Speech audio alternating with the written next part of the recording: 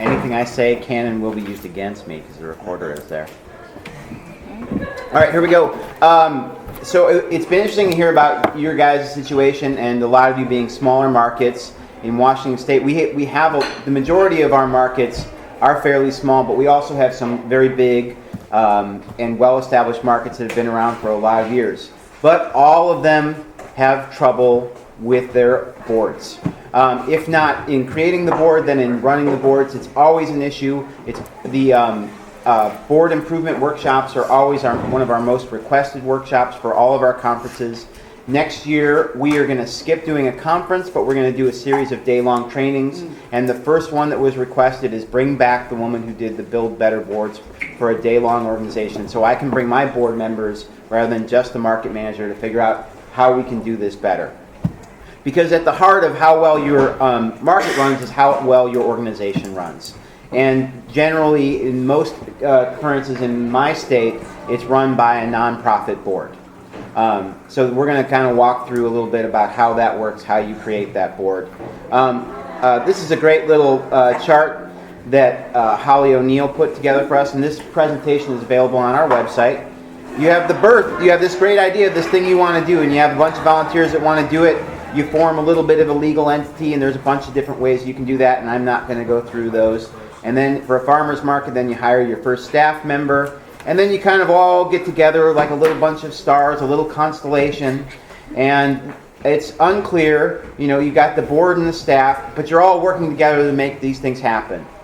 And this is kind of you got this sort of like nucleus of things happening, but it's a little bit unstable because everybody's kind of doing too much and nobody's quite compensated for it. And so you'll have a lot of rotation of board members coming in, staff members coming in, and when you take the next step, that's when you're really starting to get some stability and some organization, and that's when you go to a governing board with clear and then you have a director rather than just a manager, and then you've got a little bit of staff underneath them, and you've got that clear hierarchy, clear set of expectations.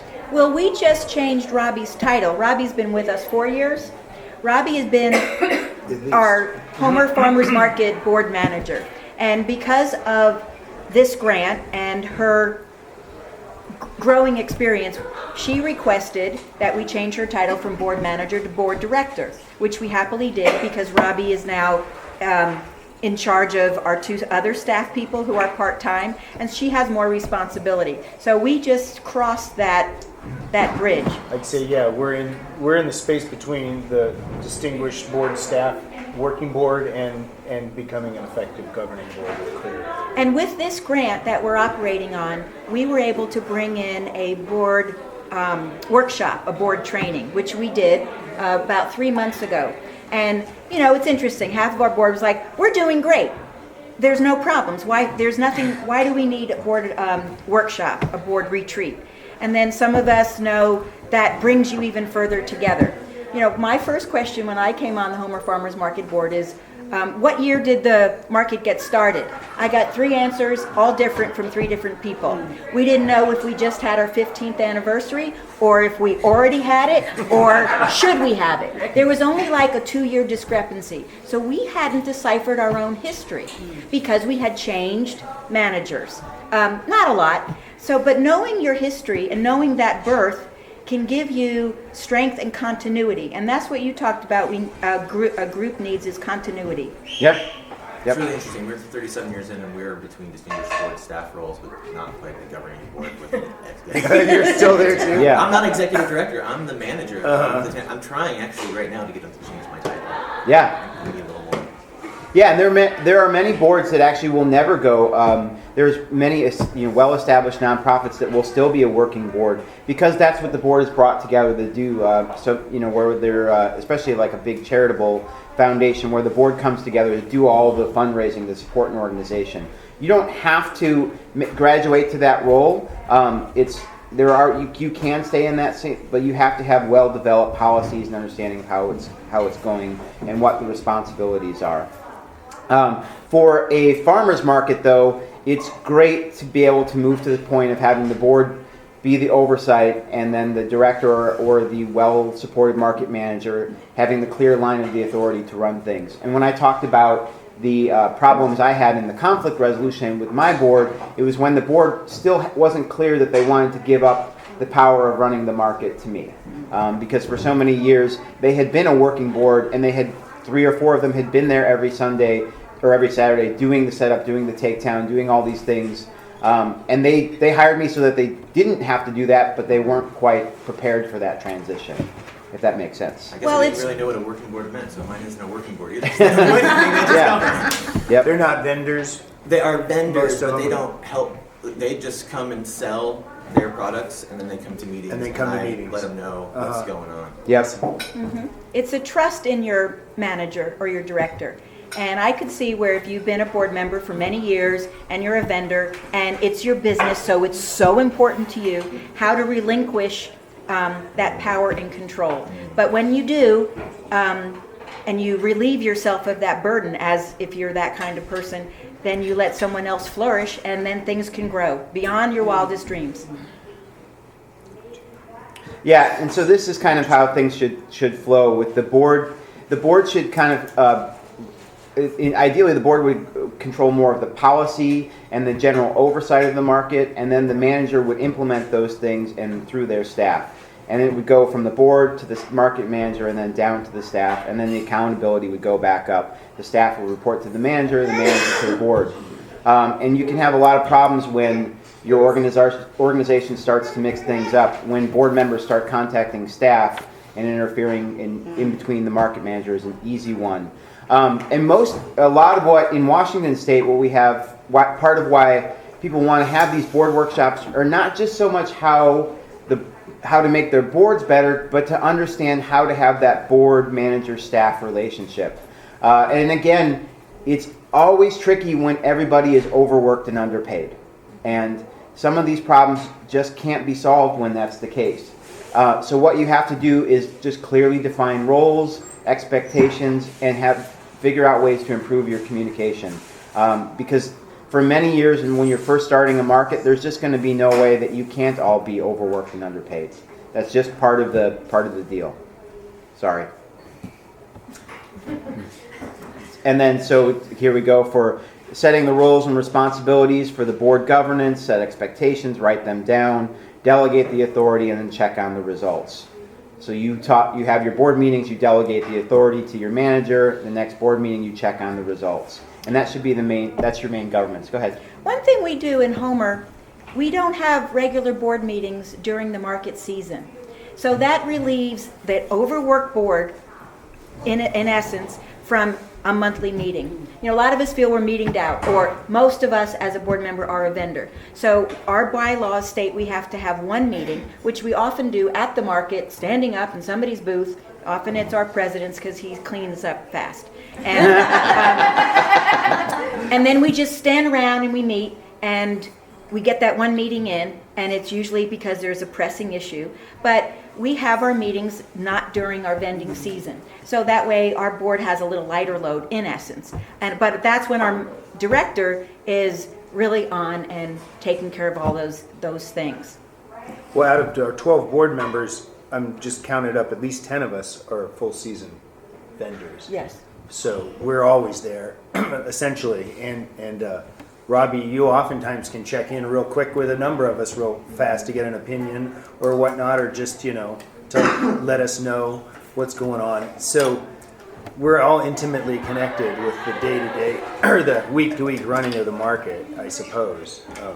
And that's a great way to be, because then that tightens up the communication. Everybody's already informed. You don't have to have these meetings to catch everybody up. And a lot of times, meetings, I have found that too many meetings, of just what you guys are talking about, minimizing your meetings. Too many meetings people have to fill up space. And then if you've ever had like a bad relationship, what do you fill up your space with? Petty bickering. So if you limit, not that I've ever had a bad relationship, or been involved. Look at it that way. Petty bickering. It just happens. And it's just people entertaining themselves when they're bored, when you don't really have a lot to discuss. So you minimize your meetings and you try to stick to them so you make them as full as possible. I'm going to get to another slide a little later on that helps with that. Okay, and this is the board feels with the way you create this good operation is when you do these check-ins so that the board feels like they know what's going on from the manager. The manager accepts the responsibility and then reports on the results. You get the whole cycle of life going. Everybody's happy, except it doesn't usually work that way. And you get a relationship of trust and respect. The warm circle grows. And that's a culture, to get that relationship of trust and respect. That doesn't happen on its own. No, that's and true. if you get a board member who's got a personality where they're, what do we call it? They come in on problems, but they're not coming with the solution. That personality may become an agitation to every board. And so as you pursue getting the right board members, sometimes it's important to know their personalities, not just their role in the community, if they bring wealth, if they have a sphere of influence, or if they're a vendor, but to look at the kind of personality they're going to bring to the board. That's key in board nominations, but that's a whole We'll get nother to that. thing. And I have two things I want to say about that. One is that you should have Kathy Zeman over to shoot them. That's right. That will solve the problem to start with. And I'm going to invite her to a meeting coming up. And then the other one is that I have found, in contrast to that, is that we had a vendor for a long time who caused us a lot of problems, complained about everything, and eventually she joined the board. And after a while, she started to figure out how the market really worked, what the responsibilities were, why decisions were made, and now she's not so hard to deal with. And it was actually easier to bring her in than to keep her on the outside and be so angry. Yeah. Doesn't always work that way. And in fact, it took 2 years of her being a miserable pain in the ass on the board before she finally got with the program. Go ahead. Talk about board makeup somewhere in here, or can I ask a question? Sure, let's talk about that now. It's not on here, so. Because we have no vendors on our board. We're just a group of people who got together and decided we needed to market on the east side of Anchorage because we were one, either tired of driving to the south side, or two, we've had some vendors say to us, I wish there was something, because a lot of them come from the valley. Yep. We're the closest thing to the valley. So we have no vendors on our board. And I just wondered if that was what kind of other mix other people have, other markets have. Well, in Homer, we just brought in a vendor we just brought in a board member who is a total community supporter, who loves the market but has never been nor will be a vendor. And she's bringing her background and her love of the market, and she's not a vendor. And so that's a great way to do it. You have community people and who will look at policies. But the rest of your board is vendors? 10 out of 12. So you Well, I don't- can't, none of our I'm boards- missing So one we name have- in my head. It might be 11 out of the 12 of us, if I could remember all 12 of us. Huh? We just have 11. We're one short, so 10 of us are full season vendors, I believe. I am realizing this being here, that there are a couple different ways that markets come to be, and we were vendors who got together and made a market self-interestedly, and then there are people who find a need for a market and then create it and bring in vendors, and it's very different. This is how our market started. It was farmers created a space for themselves, and it is run entirely by vendors. Like our board is all vendors, and has always been vendors. And we sign a conflict of interest statement as part of in our board with our board packet. So as a vendor, we are aware that we sign off on a conflict of interest. So we're not just self-representing. And so we're looking at the market as a whole and the market mission, not our particular business as a vendor. And that's very important. There's a lot of different ways to do it. In our state, Arthur has a privately owned market. Then there's vendor-run markets. There's community-run, as your organization does. There are many different mixes. Some of them there's one of the most successful markets in Seattle. It's basically run by one person with a very small board, like 3 different board members, and then they kind of expanded over time. I would say the best board for a farmer's market has a good mix of vendors and community members. Because you need the vendors to know at the heart what's good for them and how to support that. But you also need the community members to do the work of supporting those vendors and those farmers. Because oftentimes vendors are just too tired of doing their own work to go out and do fundraising and do the things that a market needs to succeed. They also have a really good outside perspective, like people who shop. Like I Yeah. don't shop at my farmer's market Right. because I vend at my farmer's market, so people will have ideas about, you know, how to make the setup better, or how to do, you know, they just have a different input. Yeah, I think that perspective is missing on our board. And I actually think something I run into with having only vendor board is that they really don't know what it means to be a board member. Yep. And what kind of, they are vendors, and they're trying to be, they're involved vendors, which is like, not all of them are involved. Our issue is getting people to volunteer to be on the board still after 30-something years. But yeah, they are, it's a silent room, you know, there's no effort of, other than coming to the meetings, you know, going out and doing stuff. Man, a board training, you said that at the very beginning, that you have people, man, we need a market association to put on some board. There you go.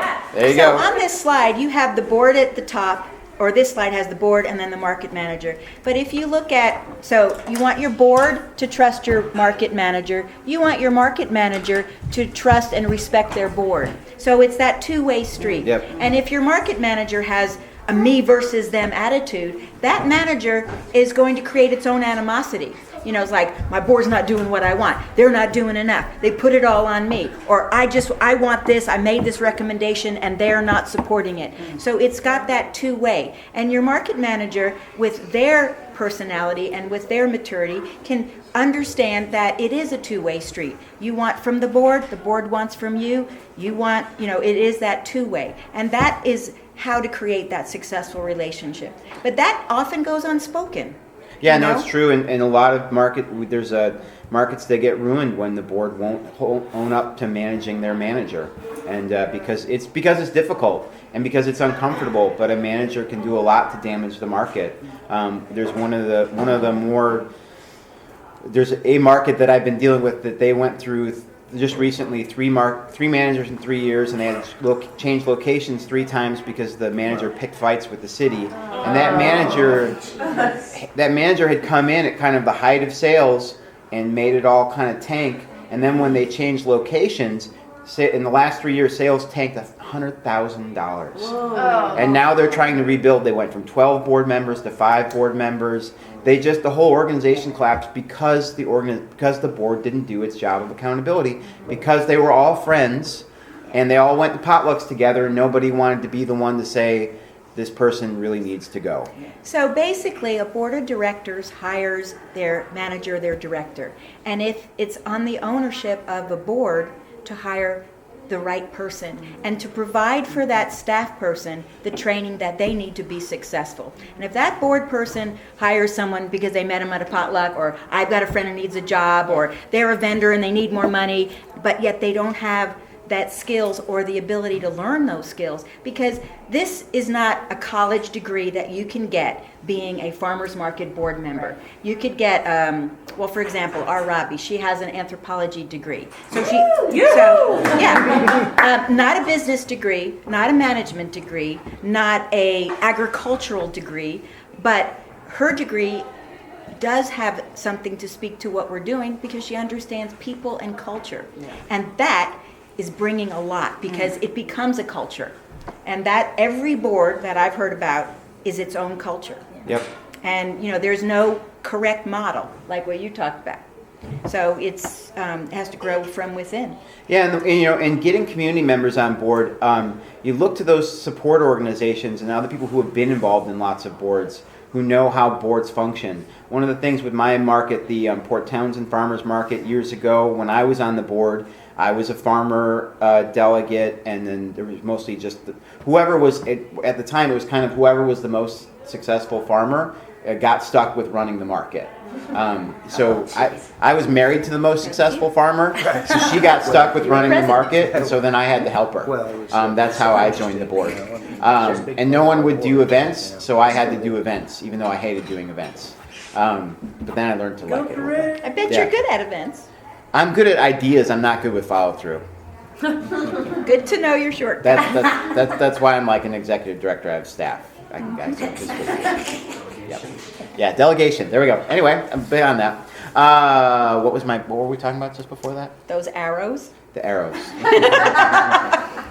Oh, I was gonna say, one of the first things we did to professionalize our board and make things a whole heck of a lot better is we got a retired local accountant to serve as our treasurer. Thank God for that man. He's still the treasurer of the board almost 12 years later. Nice. He probably shouldn't be anymore. But Owen's going to tell him that. Wow. I Yeah. have farmer treasurer. Yeah, yeah. And he knew all the Robert's Rules of Orders. He'd served on the Humane Society for a long time. All these other things, so he could help he helped the president know how to actually run a meeting. Because before that, it was just kind of like, what do you guys want to talk about? Blah, blah, blah. So we actually had an agenda, and then if you were out of order, he would tell you, and you had to shut up. And we would know how to actually do a vote. Those things all matter, and they're all great. And at first it may seem annoying, but it makes your meetings more productive, and it gives a sense of how you make decisions and accountability. And then when you run into any kind of conflict or trouble, then you have your traceability, and you have rules for dealing with that. I would suggest for most markets that's a great way to start, to see if you can recruit someone like that, some kind of retired accountant or some kind of retired person with some sort of business or professional development experience. It's not possible for everybody, but it's a good place to start. And we put an ad in the paper to get him. Like specifically Yeah, saying we're yep, looking at yep. this. And he's a volunteer. And he's a volunteer. Yep. We And he does also all of our were blessed taxes. to have a volunteer treasurer, CPA. Yeah. And although she now trains our treasurer, and but is still very important to the organization. But yeah, that was a fortunate event for us to have that guidance. Can I just for Homer? You guys meet infrequently during the season, if at once all. a month in the wintertime, and during the season when it's called for. Okay. Yeah. And do you communicate via email quite often? Oh, yes. During the summertime period, Yeah. just all to stay winter in long touch. And, now. well, all and now, winter long. yeah, but you're meeting in the in the winter, so that seems. We easier, take but- board votes email. You do. Okay. I was going to ask if during you guys the- do. And then usually every other month during the season, I'll send out here's the state of the market. Got Sorta it, like okay. just an update. Yes. I mean, I know you Yeah. guys talk, but it's Mm-hmm. at the market, but that's I forgot. I was going to ask about this or Mm-hmm. whatever. So I was just curious if email is a viable communication method for all of you guys. It has Not been. all of them. Oh, Well, okay. it's See, like that's- not everybody. That was my question. About half of our board Okay. will respond. Yeah. But I find your updates are invaluable because Yeah. now I don't have to pay attention to the running of the market anymore, Right. and I can be in You my can little be your world. vendor, And yeah. then Robbie tells us, okay, this is what's going on. Here's some problems I foresee down the road. Here's some things I resolved. I hope let me know.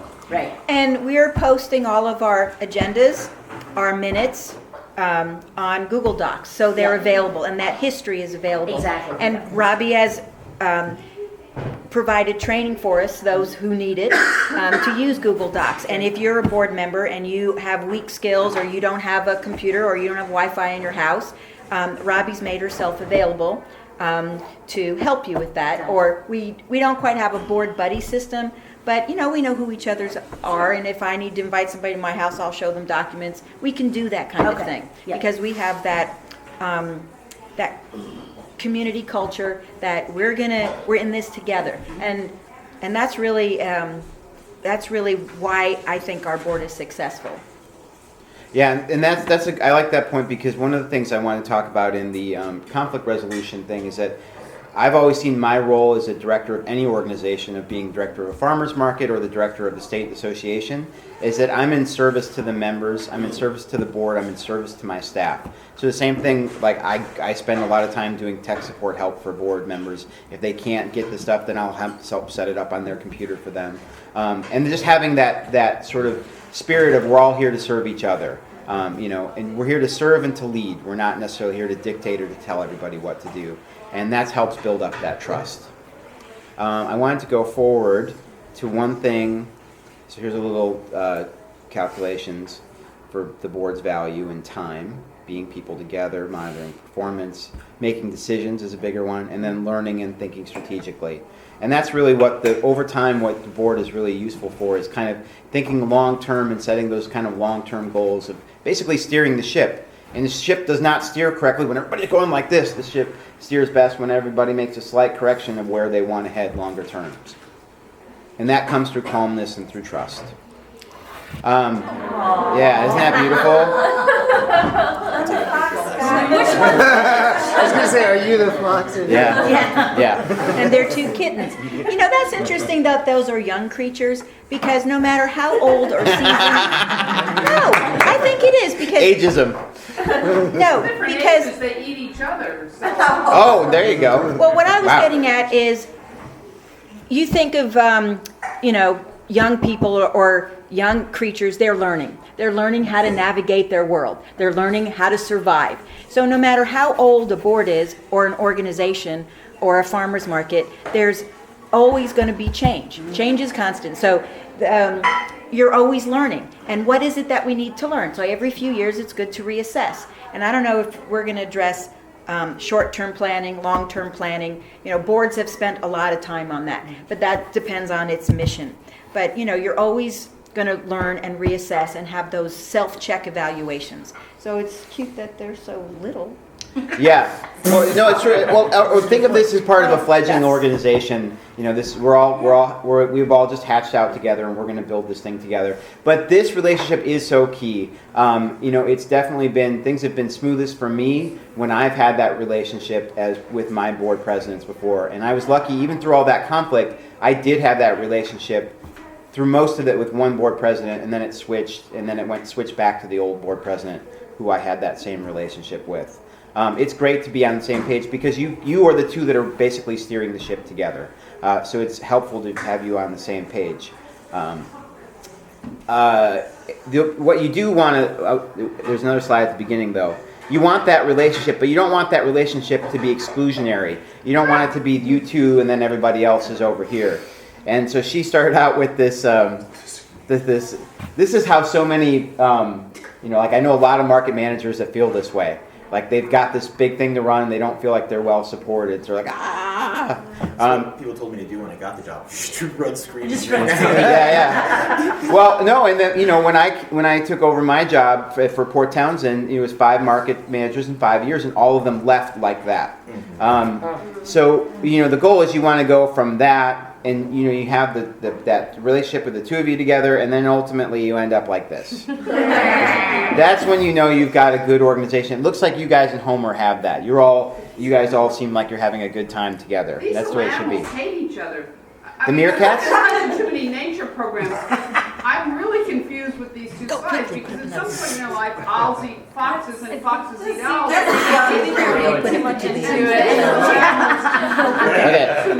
Your slides suck, Will. All right. So we can go to the board. I mean, I don't really want to spend a lot. I get your point. Yeah. No. And perception colors everything. So there's that.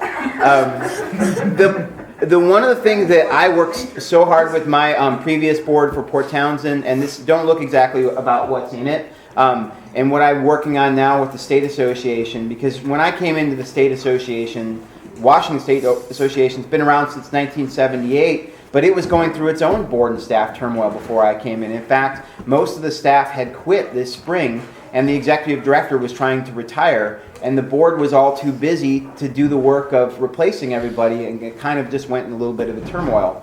And luckily, I had been the board treasurer and knew enough of the organization that I was able to help step in first as operations director to kind of keep everything afloat, and then just to stay on as executive director. But one of the first things I wanted to do is to have an annual calendar. I'm surprised that so many organizations don't have an annual calendar. Did you guys just make one? Just With that recently. consultant that came in for our one-day retreat. 2 years ago. Yeah, it's happening. Yes, but it's more detailed now. So the market manager needs to have an Yes. annual calendar for their own operations, and the board needs to have an annual calendar for their operations, and those are two separate things. Because you need to, when you're steering that ship, you need to know what's coming ahead, and you have to know that if you're going to spend this time like managing conflicts, and all of a sudden you have these grievances or all other things, is that taking away from the rest of your year-long agenda? So many boards are good at setting a monthly agenda, but not good at setting the course for the whole year. Set that as one of your goals for your board, and especially if you're a working board with your market and everything like that, this is the kind of thing that's going to help you out a lot. And it's a simple thing to do, and walking through those steps together of setting your yearly calendar And along with that, your yearly goals, those kind of things, they're essential. And a new board member comes on, we now have a board packet. I was just gonna ask. And this is a tool that will go in a board packet. Can we So find out they're what's going to the get, name of the association. We can all get that. That would be a good one. Yeah, the That'd be association great. was. Yeah. so I don't know, Robbie had some binders she found in a drawer, but she had binders. We didn't have to buy them.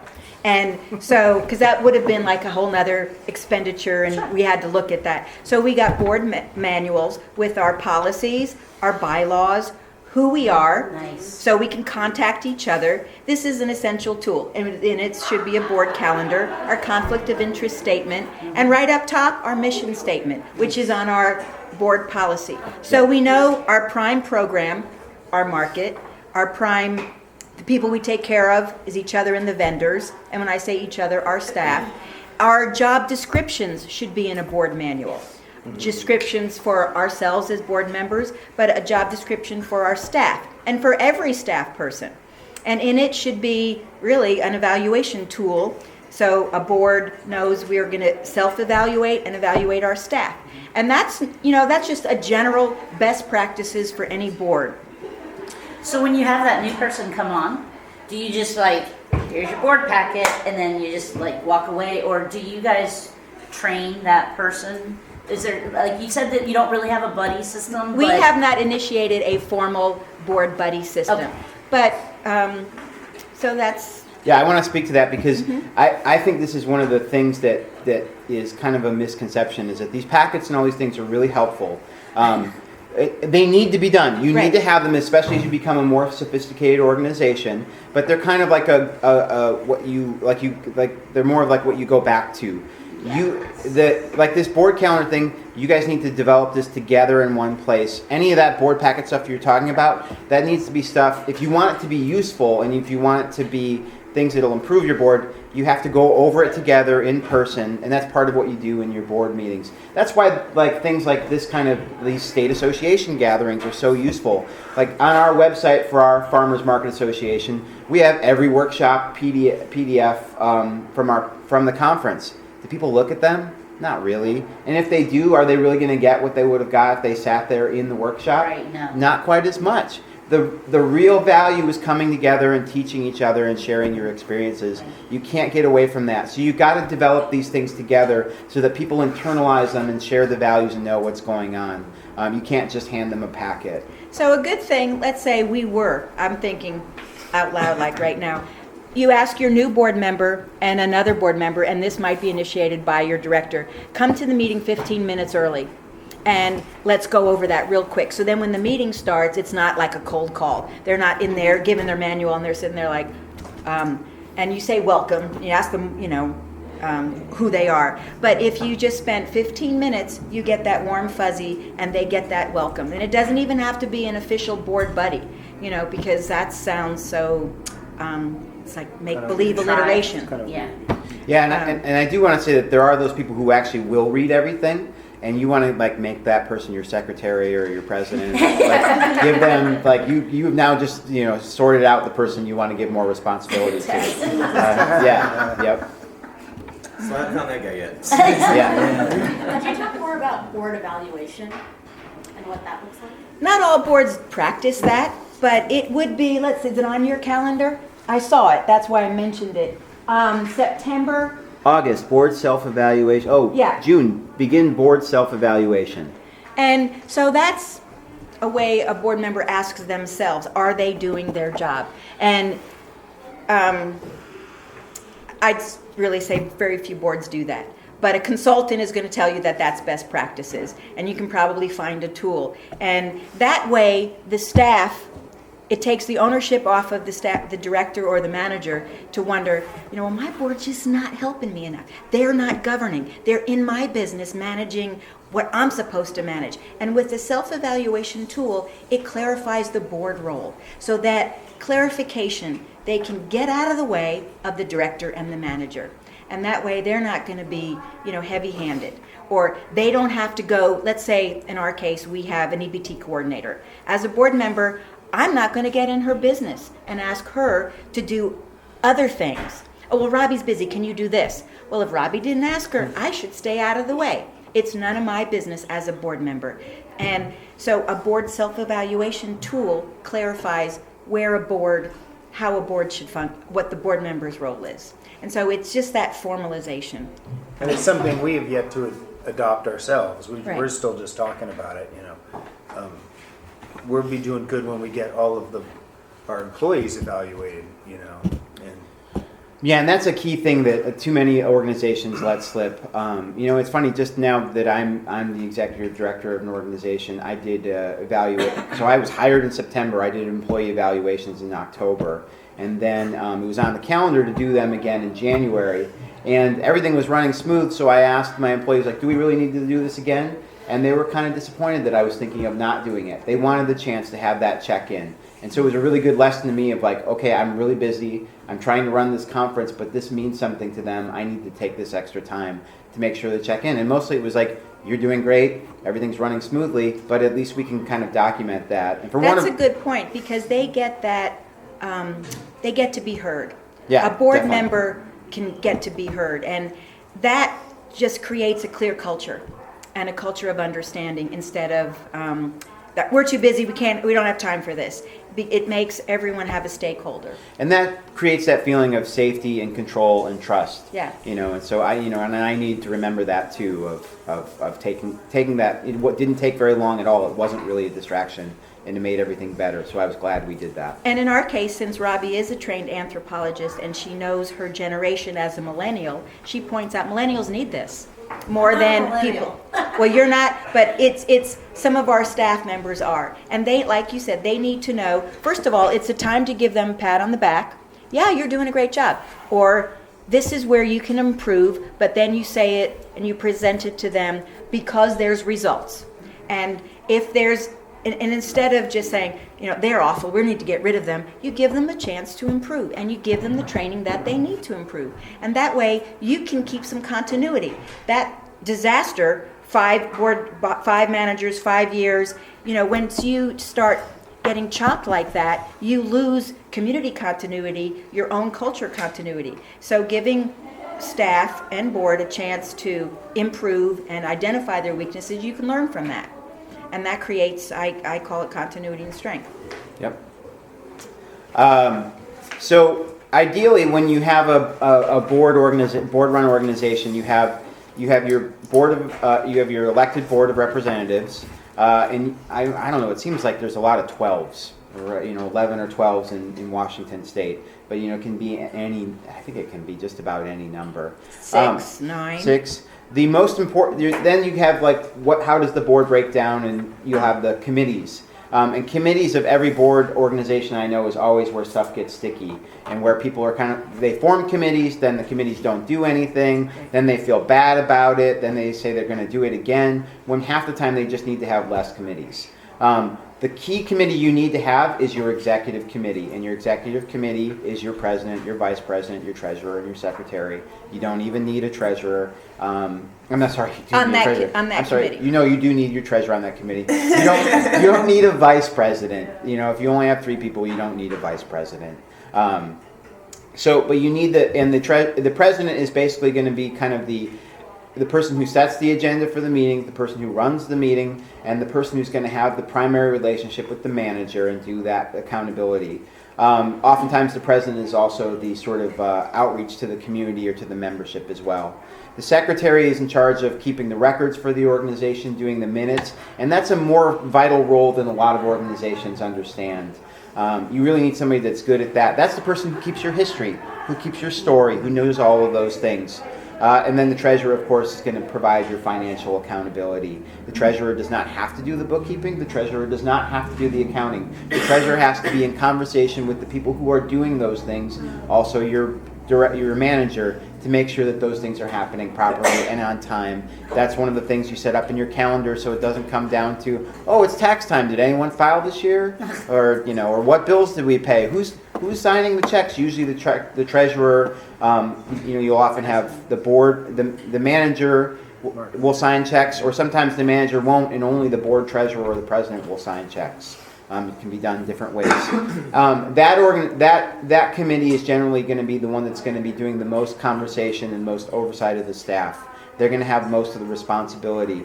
The way I like to set it up is that if you have subcommittees within that, if you have a marketing committee, if you have a broader finance or fundraising committee, if you have an events committee, all those things, in order to keep accountability, I would suggest that you have one of those executive committee folks be the chair of those subcommittees. And why you do that is because you've got somebody who's already invested in the organization with some responsibility that is also going to be invested in the oversight. They don't have to do all of the work, but again, they're going to make sure that those committees happen and that they have sort of an agenda and then the function.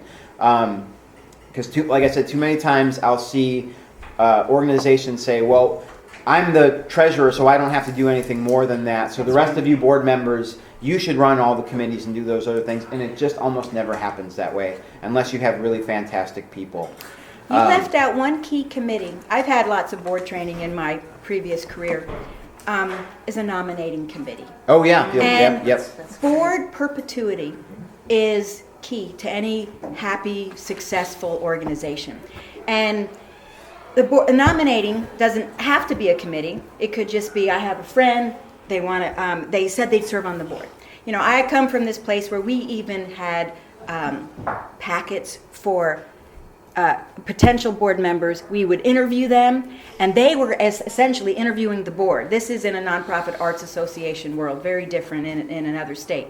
But that nominating committee is going to set the tone for the leadership, perhaps the next 6 years or the next 3 years. And I heard discussions by other people here at the conference this weekend, you know, how do you get a board member? How do you get a volunteer?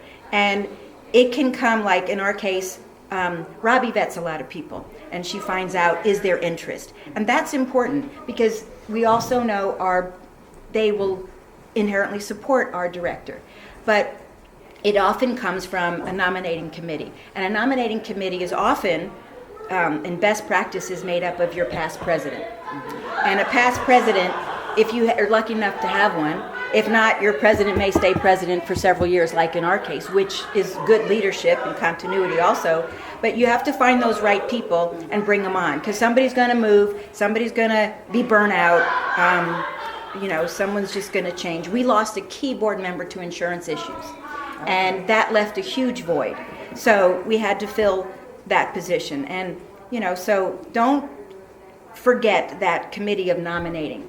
I mean, I've even been to some board training, and this guy said, every board meeting, my board brings 3 nominees, and I keep a Rolodex, and they have index cards in their financial packet, their board minutes, and their agenda are 3. I staple 3 index cards. Of course, this was in the 90s, and it was very different. And he said, you know, they couldn't leave the meeting till they left me 3 names, and that way we had a Rolodex, but they had a board membership of 18 people, so it was way too big. But That's huge. yeah, it was just emphasizing board leadership continuity. Yeah, it's tricky with smaller organizations. It's one of the trickiest things to get new people in to do that, Yes. to do those, to get people in. And so what I kind of want to say again, like with the committee, where I feel like it's, again, going back to that notion of creating the culture. When everybody feels that there's too much to do and they're not doing it, and then that they're overworked, or there's too much responsibility and they're not living up to it, that creates a culture where nobody wants to be on that board. Right. So don't create too many committees. Don't have the expectation that you have to do all this stuff, because it's just going to bum everybody out. And the same with the nominating thing. Like, definitely you want to have a nominating committee. Definitely be thinking about those things. But if you're a tiny organization, you can't expect everybody to have, not to discount And what it you're saying doesn't at all. need to be a committee all year long. It Yep. just could be, you know, we know that cycle's coming up, you know, who's going to do it? It could just be one person.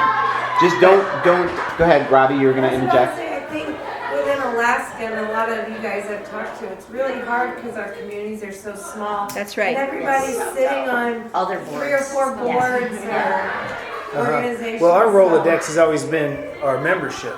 Right. You know, I mean, That's it was only- to the point where you actually made efforts to get a community member outside Right. to come in, and we have had those in the past, and we were fortunate enough that they came along. But I would say a board without vendors or key vendors or successful vendors is really going to struggle unless you really have a strong community the people who came together to create that market are very dedicated, and I can hardly imagine it, in Alaska, for instance, a board of people that didn't include the stakeholders, the vendors themselves, that would just make great efforts to get some of your vendors on that board, Yeah, and or to recruit vendors that want to be on a board. I mean, that they are invested in the market to that point that they're going to show up at those meetings. And well, when we started, we had quite a few people come and expressed interest in various things, and being vendors, et cetera, but those people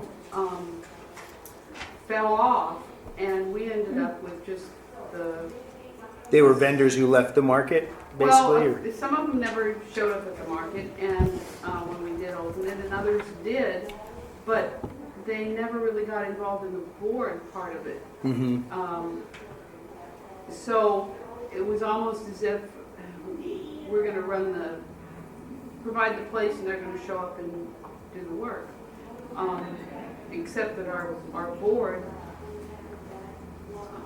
there's 7 to 9 people we list as board people, and then there's a couple other people who may or may not be listed, but we all, various numbers of us show up. There's generally anywhere from 5 to 9 of us that show up every Saturday, and we help set up. So it's worked so far. I think something that. But it does seem a little strange to be so exclusively non-vendor. Selena had a small retail operation selling local soap one summer, but that's the only board member who's actually been a vendor. You know what, I think that issue of like board people, like the people that are sitting on boards all over town, is the same. But it's something I've taken to in our spring meeting when we have a board seat coming open. The thing is the word board of directors for people who have never sat on the board of directors seems daunting. Like, I need to be professional, and like that's a title, and like, it's this kind of like unknown, like I don't know if I'm cut out for that kind of thing. I've never served on a board of directors. I don't know what that means. Like, so I actually go through and I'm like, what this means is that you come once a month. What's open is not an officer. What that means, what an officer is they have more responsibility. We need bodies in the room that care about the market, and that's you. And you could put it on your resume if you wanted for the future. If like it's good for you, get involved. And that I've got 5 vendors that have never served on boards before that are really energetic young people that in the last 2 years they're on our board now. Yep. And like, Well, and that board job description, that Laura's talking about, that is a great document to say, your enthusiasm is awesome, and we need that on our board, and this is just an idea, but this is what that means. And you just leave it with them, talk to them a little bit, and then they've got something that they can just tangibly look at and eyeball and say, oh, that's not a big deal. Right, and so and you bring leadership, you build leadership from the Exactly. bottom up. Our bylaws in Homer don't state that there's an attendance policy. Some bylaws state that there's a board of directors component, that there's an attendance policy. So we put this great board member on, and since we don't meet during the market season, he's a vendor, but then he's gone a lot in the winter, which is typical in Alaska.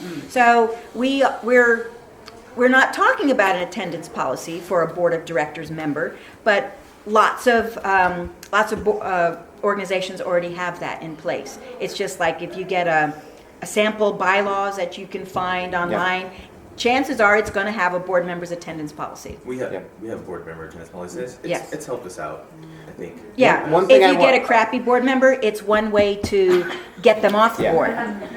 We don't have, the only person that, we have sort of 4 identified positions. We had a president, and the woman who sort of honchoed the thing and was president for a while doesn't even like vegetables, doesn't eat them. And so it was, and then Greg came along and he volunteered to take that sort of keep everybody together sort of position, and it's not even functioning really truly as most board presidents do. And then there's 2 people that sort of do the there's one really heavy-duty media person, and another sort of Facebook fills in the blank sort of thing, and then there's me, who I'm an architect, so I just sort of took over doing the spaces, telling people literally where to go and laying that all out. But so we don't even have any defined roles, and we don't really have a treasurer, and we're trying to do this thing with maybe a 301c thing, but now I'm beginning to wonder, maybe we don't want to do that, and maybe we want to get a little more organized with defined roles as president and secretary and treasurer, because we have, the media person has kept sort of the minutes, and we've kept this all together, so we will know when we started. So take those baby steps, like you do. You can keep that 501c3 goal out there, but then just put things in order and create your work plan. We sort of started rolling this ball, and then eventually ended up. Yeah, I wanted to go back to one thing. It's like one thing is like, create that culture that's fun. So if you want to attract new people, make sure that when you have board meetings, it's a place people want to be at and want to attend. Bring cookies, bring beer if you want to. You're in Alaska, you guys can do those things. Yeah. Whale oil massages, I don't know. Wow. Is that like? I just happen to have some in my pocket. Yeah. I mean, I don't know. I don't know what you guys do up here. Hey, I'll you give me your left hand. It requires a valid ID to actually. Yeah. The other thing I was going to say that's more serious is that the best way or one of the best ways to attract, when you're talking about in the community where there's all these other people serving on all these boards, if you've got some good board members of yours and you want to attract some new ones, tell those good board members on your board to go serve on another board as well. Yes. That's how you do the networking, and that's how you'll meet those new people, and they'll be like, oh, look at this neat person, what do you do at your organization? And that's really, that word of mouth, that direct connection experience is the best way. We're doing that. We're bringing someone from the Land Trust to give a presentation on reading financial reports. Yep. Awesome. And because we just went through having this volunteer treasurer do everything, and now that person trained our treasurer on the board, and us as board members, we're now looking at really nice balance sheets and profit and loss statements, and we want to be able to understand. Plus, getting this grant, was it over $200,000, Robbie? No. 80. 80,000. Oh, I was way off. Whoa. Wow. You should do my books. Yeah. So, Only if she covers the shortfall. yeah, right. Doing the operating budget with grant money was very different than what we know what our vendor fees are. We know what our staff is. We knew the nitty gritty, but incorporating larger sums of money, that took a lot more skills and a lot more money.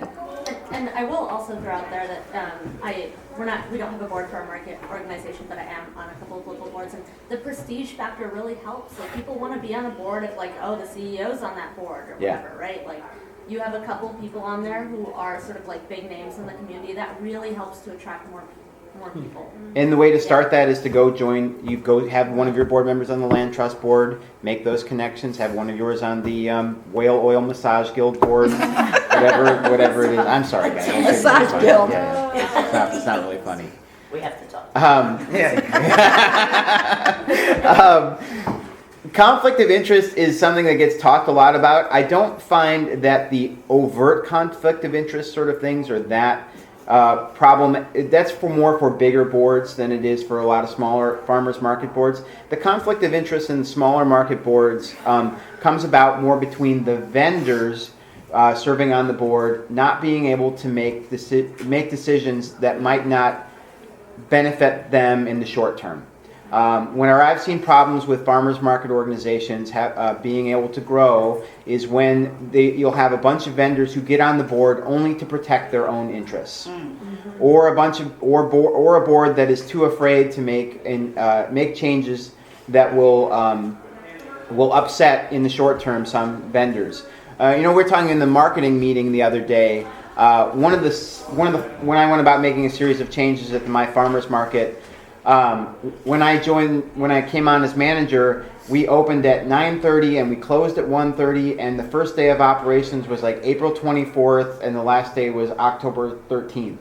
And I was like, this is the dumbest situation. Look how long it took me to communicate that. It was like, we should open in April and end in October. We should open at 9 and end at 2. So much simpler. Everybody's going to be confused with all this stuff. This improves our marketing. But we had certain vendors that was like, they'd only been opening at 9:30 and they were on the board, so it was so problematic for them to think about. Yeah. And they could not, it was only their own self-interest that they could think about because they'd been doing it that way. Everything was geared to them. They didn't want to do that. So that becomes a problem, and it's little stuff, but it becomes pervasive, and it gets in the way of your board being able to look at the key things you need to do to improve the organization for everybody. That's the danger of having too strong of a vendor-run board. The problem when you have too many community members running the board is that sometimes they just don't get what's at the real issue for the vendors. That's why the balance is ideal. And oftentimes I find that you still probably want to have a majority vendor board, but you want to have some good, strong community support. And you want to have a room for where the community members can give honest feedback and that the vendors can hear it, and it may not always be to the vendor's liking.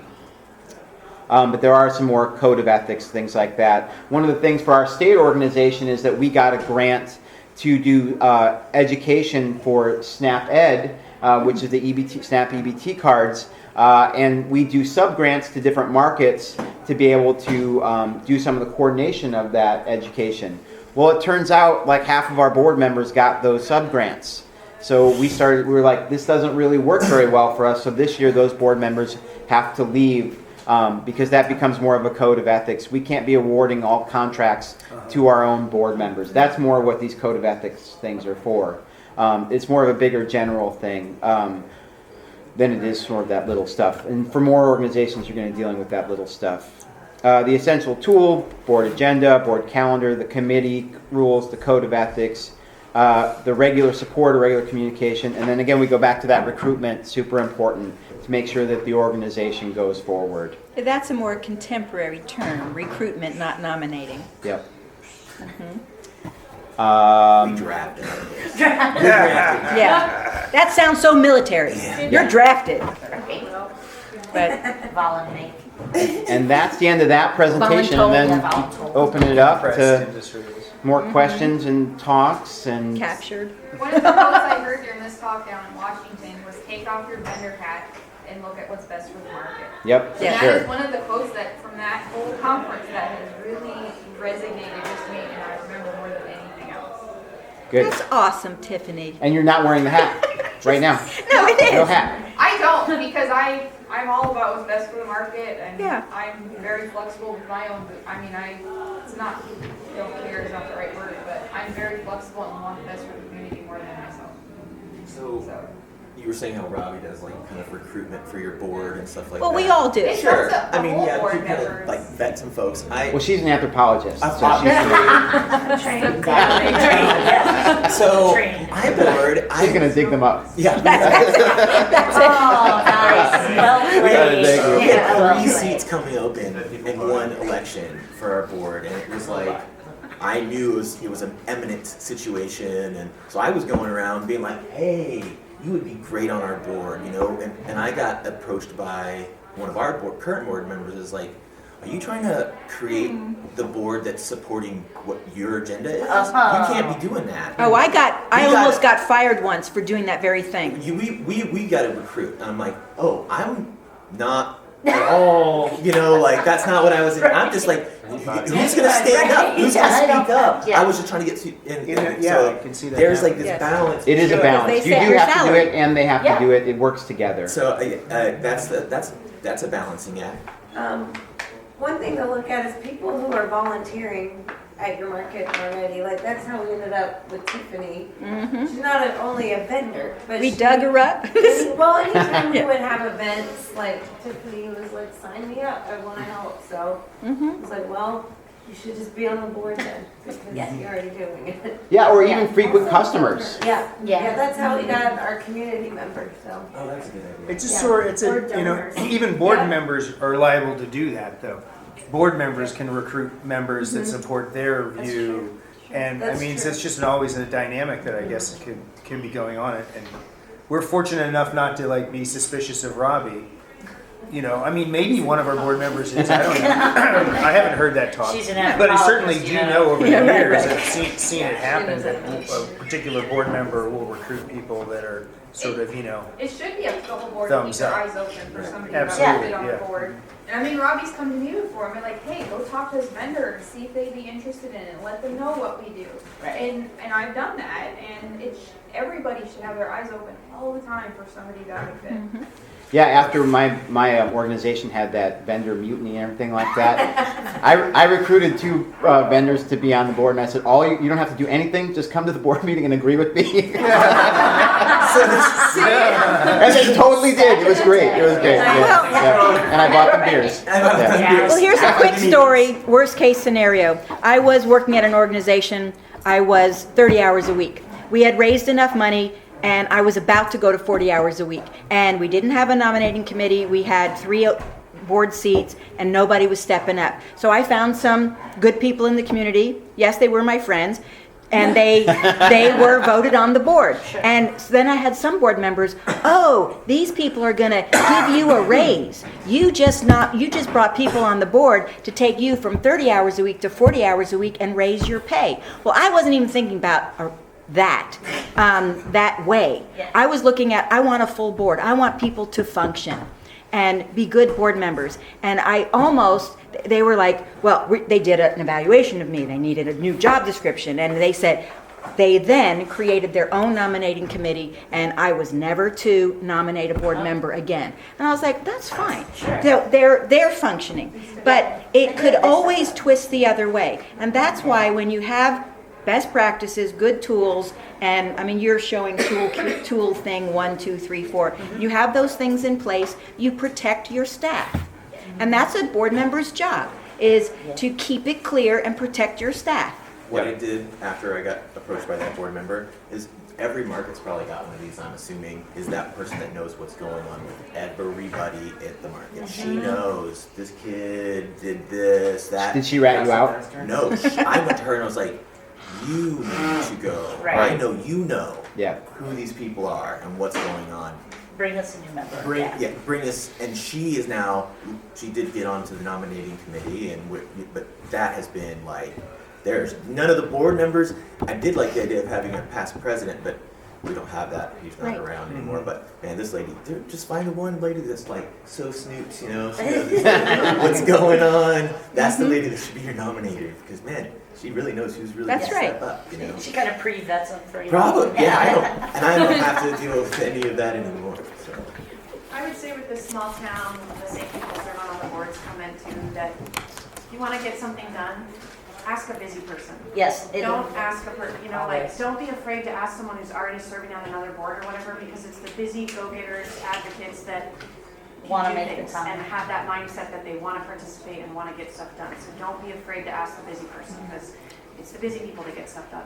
And ask twice, because they may say no the first time and then say yes the second time. That happens a lot. Or send somebody else to ask the same person. Yeah, And make a your couple of times. meetings meaningful and functioning and with good result quickly. Like if it doesn't need to be an hour meeting, then don't hold an hour meeting. Yeah. And just be honest. And I mean, you guys have figured it out. And Homer, obviously, it's like this works for us and this is how it works. But because you do ask the busy people, they're busy and they're going to agree to it, but not for long. They won't want to have their time wasted. They won't stay if it's not functioning, if it's not doing well. So. If they can't get things done. Right. Yeah, and I love that. We did the same thing in Port Townsend when we started to get the board functioning a little better. Is we did every other month in the summer, it's because half of it was vendors anyway, and nobody would read the stuff and was prepared. So it was like, and the operations were smooth. So, Robbie? Hi. Oh, thanks, Hi. Rob. We have an unusual situation in the Central Peninsula where we have 4 small markets operating with none of them have a board. And somehow they seem to operate. And there's 4 of them that way. 4. Just each has a manager? You had. What's in the They water? don't all necessarily have They managers. just show up. So, I mean, I could go into the details if you want. If you want. No, that's unusual to have 4 that way. I mean, I could see 1 or 2, or 1 or 2 would have some structure, but so keep going. Okay, so to keep going, Alicia and I are both most closely associated. I do work that supports all the markets, like the joint marketing and encouraging them to come here, and they didn't come except for Alicia, who's associated with the at the food bank. And Food Bank has a great little farmer's market, and this is after 4 years of kind of operating with a part-time manager that I was able to pay through with grant funds. My grant funding has finished. The idea was that the market would become independent, but the farmers had not developed their own leadership. So now I am requesting that the food bank formally adopt this farmers market that takes place in their parking lot, which benefits them with donations of fresh produce and more traffic to their site, and is completely consistent with their mission. And like, unless you do this food bank, I don't think this market is going to continue. It needs leadership, and we can't get SNAP benefits and all of that without an organized entity.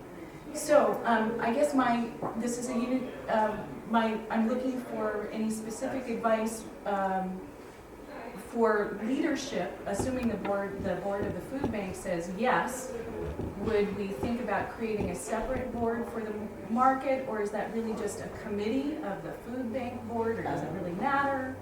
Any tips for when you have that kind of a relationship, a market under the umbrella? And some of these other markets are kind of like that. They're under some other. I think as a committee is a great idea to do it, and having that be, a lot of state associations start out as being a project of a larger organization. A lot of markets start off sponsored that way, so I think it's a great way to start. You have the advantage of having the relationship with the bigger entity, but you have your own little subset that you do.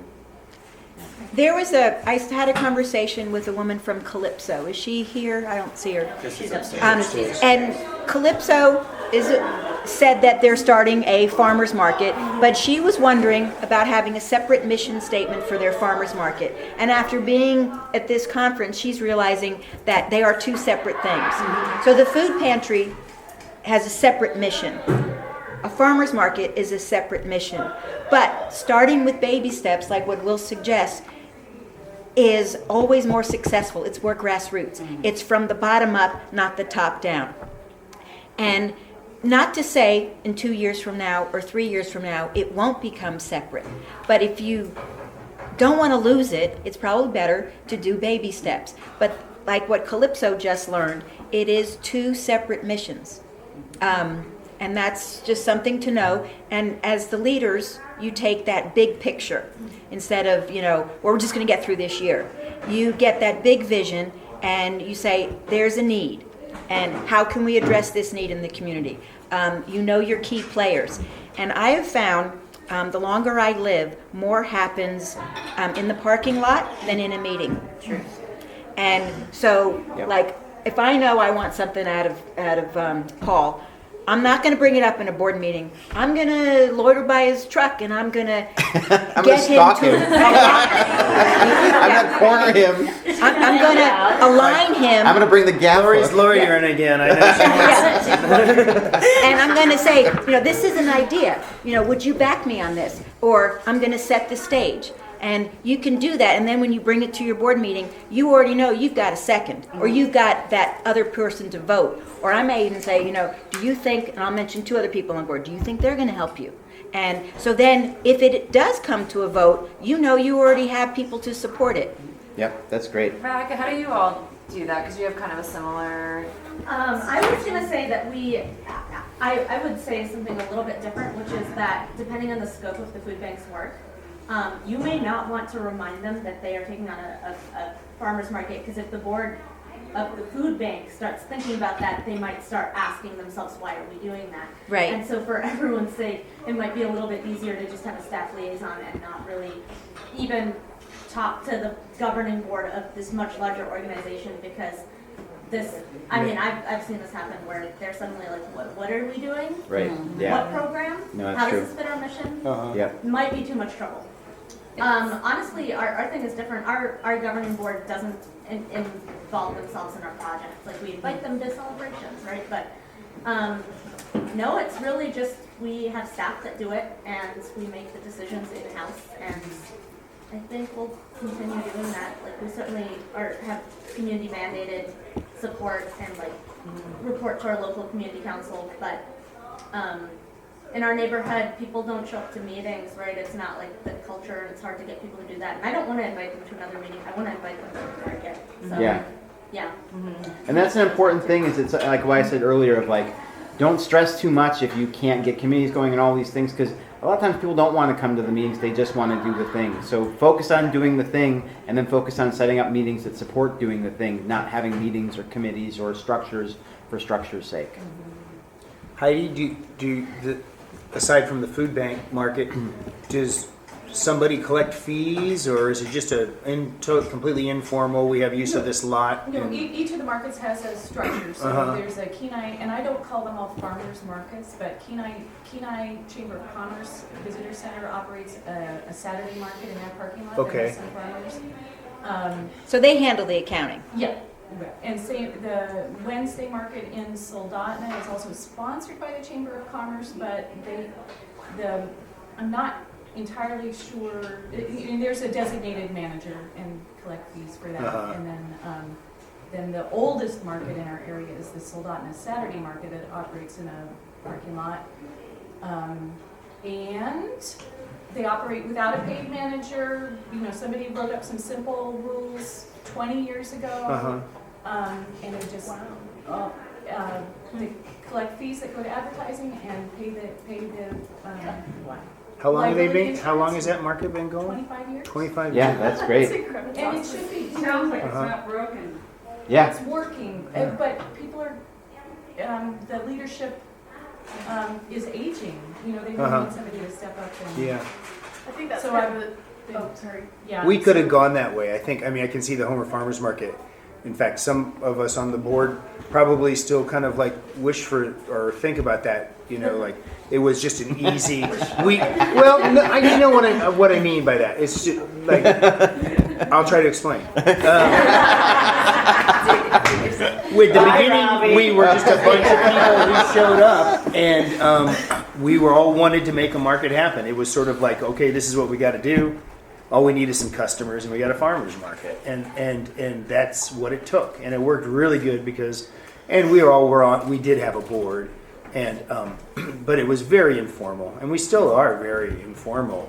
We're lucky that we have people with experience on our board who are like bringing us into the modern age. Now that we have to administer grants that are in the tens of thousands of dollars, it's like it's time to be. 200,000. It's time to grow. I think it was 89,000, right? Something like that.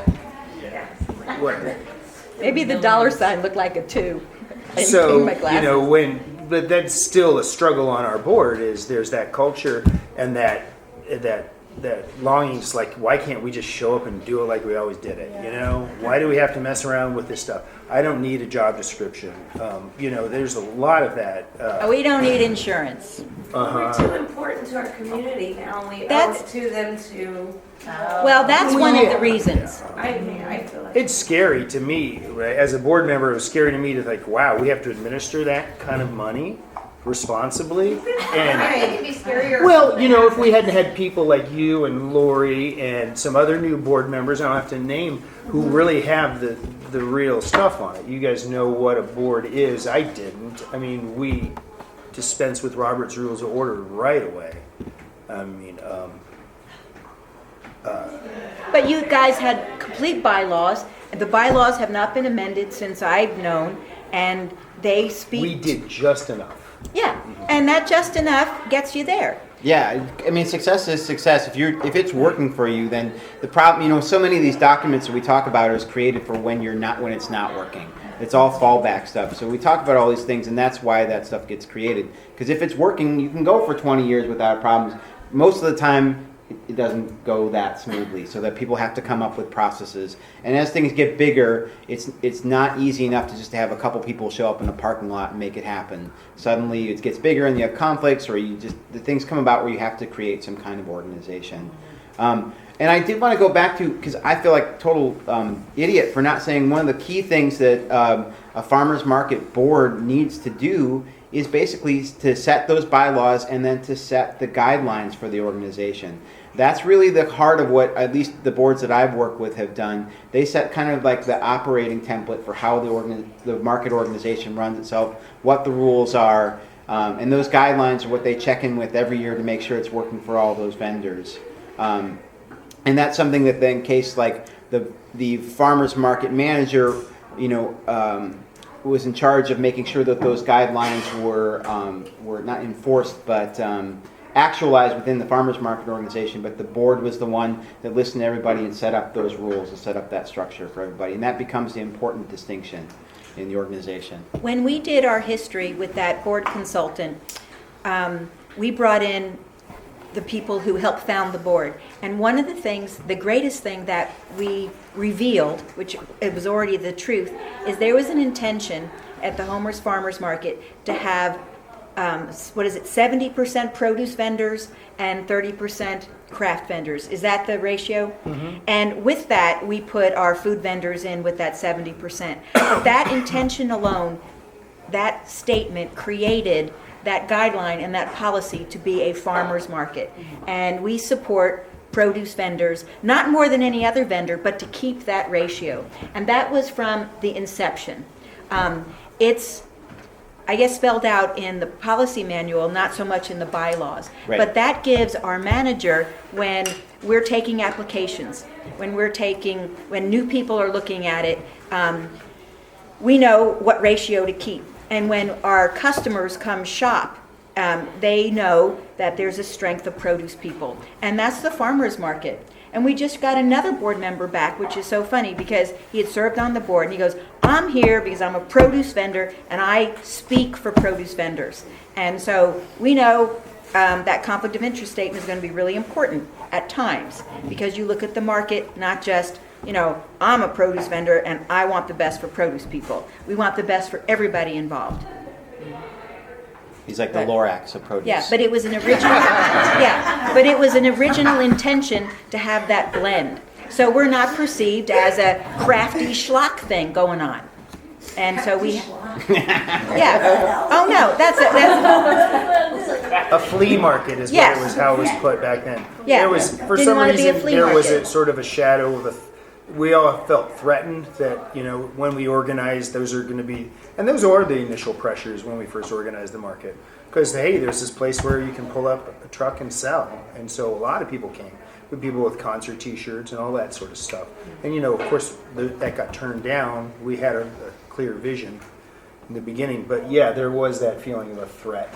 Mm-hmm. We need to be very clear right away about this is the way we want the market to be and make it into our rules. Yeah, it's holding that vision. Go ahead, sorry. Is there anybody in the room that's just in the beginning phase of we're just trying to figure out how we're going to go or what we're going to do? Arthur's not here anymore, but he's the other option. He's in South Anchorage Farmers Market is an LLC. He's the boss. He's the manager. It stops, starts, decides with him. There's no board. No board. Nobody else. You play by his rules or you're out.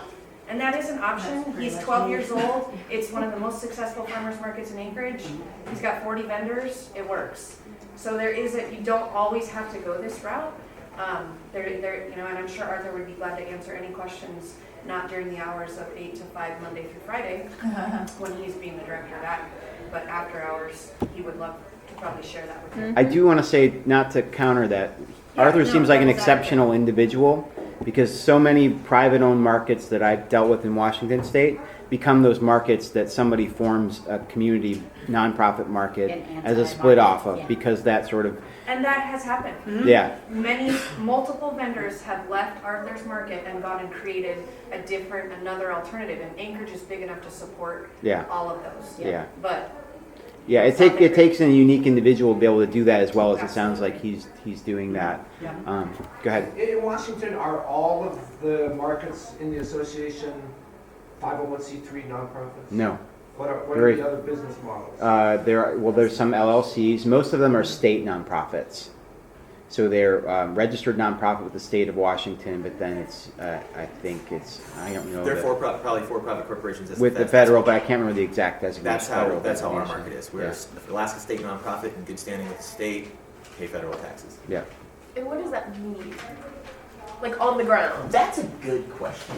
It doesn't well, it's the way we're organized. We're organized as a nonprofit. And so I think it helped with that initial organization that's how we were going to run ourselves as a nonprofit with like a board and manager and this whole thing. But I don't think actually as a state nonprofit there's any real big benefit because we don't have state taxes or any of those things. But if we did, if those started coming up, then it would make sense. you know, but, Yeah, you can't apply for grants. You don't get the federal tax discount, those things. So, but you are organized with the board of directors that runs the. Yeah, my other question was just a lot of the markets I've heard about at this conference seem to be membership organizations. Yeah. I'm wondering how that affects the governing structure. So yeah, and that's the members then elect the board members Yeah. at an annual meeting. With votes. Yeah, and usually it's in